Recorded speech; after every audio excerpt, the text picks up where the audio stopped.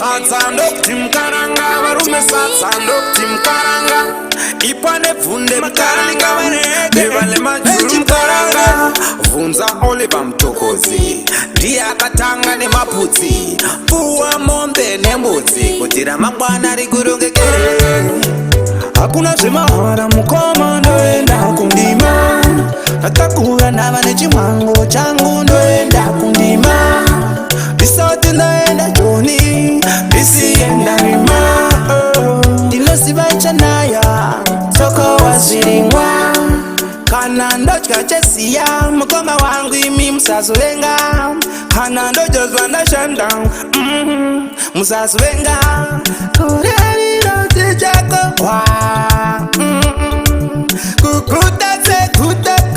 makatariro. Hakuna zvemahara mukoma ndoenda kundima ndatakura ndava nechimhango changu ndoenda kundima ndisati ndaenda joni ndisienda rima ndinoziva chanaya soko wazvirimwa. Hakuna vanhu vakadai vanokudzosera sure kukuita murombo asingayamurike tiroti murenganana elesasibe kumjuru tisati murenganana risati rakuitira uturu. Hakuna zvemahara mukoma ndoenda kundima ndatakura ndava nechimhango changu ndoenda kundima ndisati ndaenda joni ndisienda rima ndinoziva chanaya soko wazvirimwa.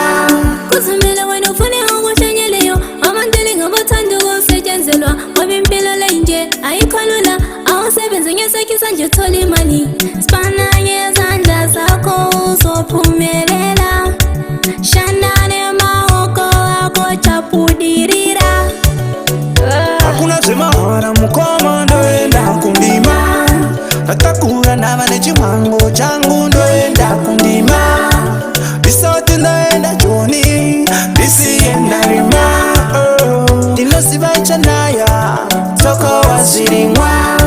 Satsa ndokti mkaranga varume satsa ndokti mkaranga ipane vunde mkaranga devale majuru mkaranga vunza Oliver Mtokozi ndiye akatanga nemaputsi fuwa mombe nembudzi kuti ramangwana rikurongekere. Hakuna zvemahara mukoma ndoenda kundima ndatakura ndava nechimhango changu ndoenda kundima ndisati ndaenda joni ndisienda rima ndinoziva chanaya soko wazvirimwa.